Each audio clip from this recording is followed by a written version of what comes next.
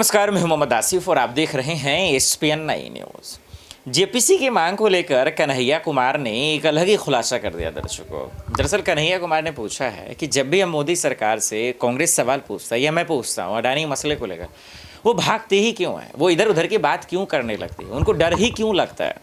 और मुझे लगता है कि ये सवाल लाजमी होंगे, ये सही सवाल उन्होंने पूछा है जिसका जवाब उन्हें देना चाहिए।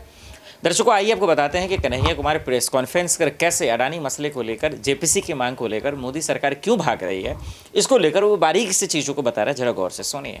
सरकार अगर सचमुच ओबीसी से प्रेम करती है, क्योंकि आप सब जानते हैं पिछले दिनों आप लोगों ने देखा कि विपक्ष मांग रहा था जेपीसी, सारे विपक्षी दलों ने कहा जेपीसी जेपीसी जेपीसी।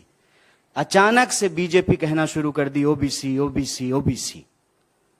जेपीसी की मांग के सामने अगर ओबीसी की बात बीजेपी लेकर के आई है तो यह जरूरी हो जाता है कि कुछ सवाल सरकार से पूछा जाए। सबसे पहला सवाल यह है कि प्रधानमंत्री बड़े जोर शोर से कह रहे हैं कि डिजिटल इंडिया का दौर है, तो डिजिटल इंडिया में, डिजिटल दौर में सबसे जरूरी चीज है डेटा।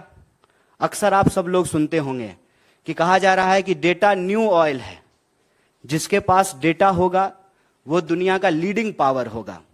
अगर ऐसी स्थिति है तो हमारी सरकार, भारत की सरकार, डेटा को इकट्ठा करने में, डेटा को तैयार करके डेटा देश को बताने में, जारी करने में इतनी हिचकिचाहट क्यों दिखा रही है?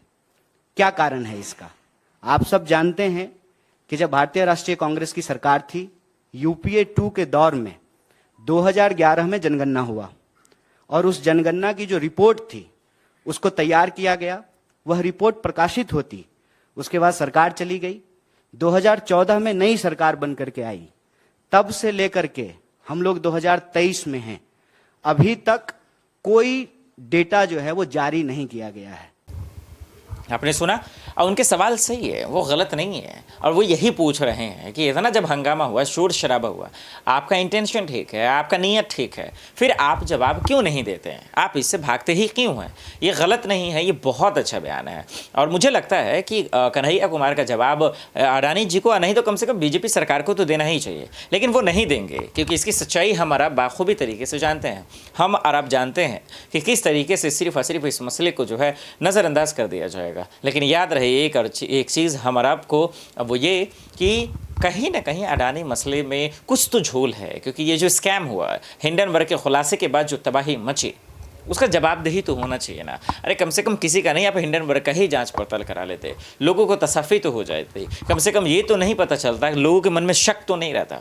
तो अब ये देखना पड़ेगा कि कन्हैया कुमार जो कह रहे हैं, क्या उसका जवाब कम से कम उनके पास है? ये एक बहुत बड़ा सवाल है जो हमारा आप जानना चाहते हैं और जानना भी चाहिए। देखते हैं कि आने वाले वक्त में क्या होता है, और ये भी देखना पड़ेगा कि वाकई में क्या कन्हैया का जवाब मोदी सरकार दे पाएगी।